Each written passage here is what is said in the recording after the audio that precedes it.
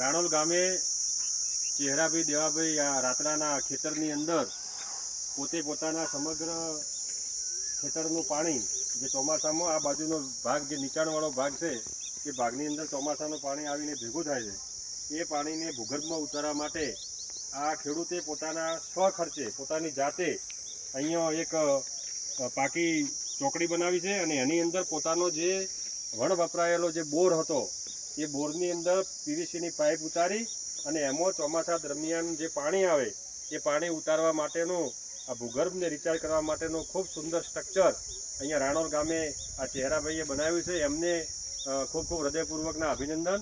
અને બધા જ લોકો આ વિસ્તારની અંદર આવા પ્રયોગોના માધ્યમથી વરસાદનું વહી જતું પાણી એ ભૂગર્ભમાં ઉતારવા માટેના આવા સ્ટ્રક્ચરો બનાવે એવી સર્વે ખેડૂત મિત્રોને વિનંતી. ભારત માતા કી જય.